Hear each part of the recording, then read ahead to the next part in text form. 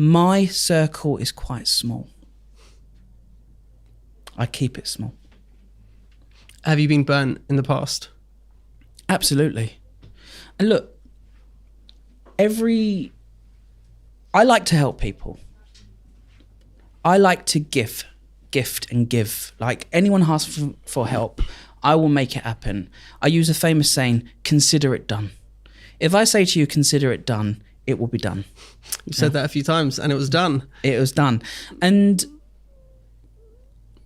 in business, there is some really good, kind people, but there is also some twats.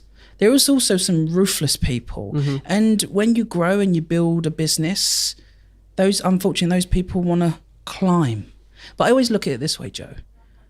At the moment, I've got a good approval rating externally. I'm very respected in the youth space when it comes to young people. But today's news is tomorrow's chip paper, and we all have a window. Just really important on how you use your window and when is your time. So I want to unpack some of the kind of the not so fun parts of running a business. If you say you've been burnt a couple of times, that was something that when I started the business, I was super vigilant of. I was like, okay, who's going to screw me over? And then I realized consistently that it just wasn't happening. It was only, I think, once in the past 4 years when I feel like somebody has, done the wrong thing, like ethically based on the agreement we had and so on. And that obviously felt a certain way, but it did make me think about the narratives around entrepreneurship generally, because a lot of it is, business is a dog-eat-dog world, but I haven't personally experienced that much of that. But what you're saying is you have. Absolutely. Mm-hmm. And it can be tough. You have people who say they're there for you, they want to support you, and next minute you realize actually it was all a calculation. It was all an agenda to get a bloody OBE. So you have to really be selective. See, I'm dyslexic. So on who you let in. Mm-hmm. I'm a big believer that everyone has good intentions into proven otherwise, and believe everyone can be a support. And I believe everyone has good in them, but also everyone has bad in them. Yeah. And some people that have bad in them, they just have bad in them because of the business world.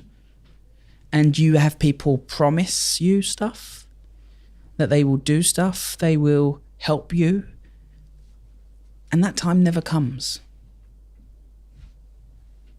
It hurts you. But what it does also, Joe, it helps you build community sense. I call it community sense. Mm-hmm. Stepping into different rooms, stepping into different communities. I adapt to different communities. So when I'm stepping into government, it's a different mindset that I have to bring to the table when I'm stepping into a startup.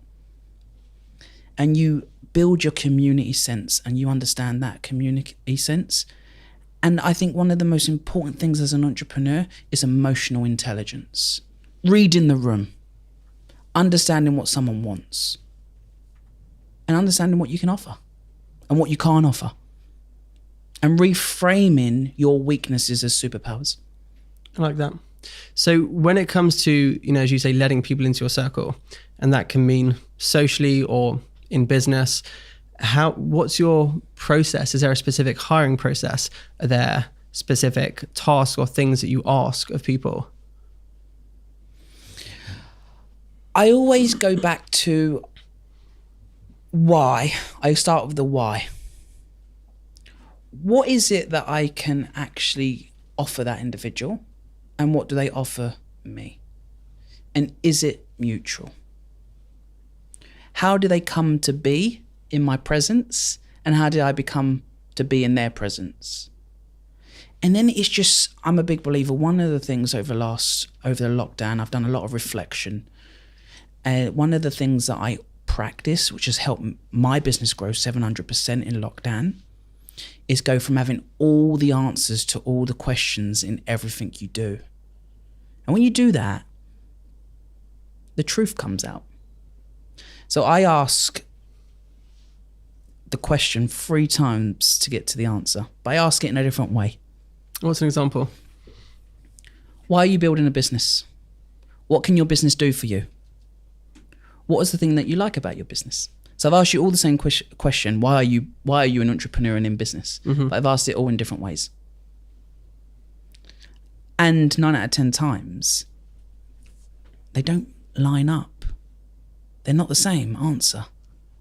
Because then you go even deeper into someone's intentions and someone's values. I'm a value-led person. Be bold, be transparent, be honest in everything you do, and you can't go wrong. So we had this conversation. You said, is anything off the record? So no, everything's on the record, and I don't need to see how this comes out. Put it live. No approvals. No approvals. Send it out. Send it out.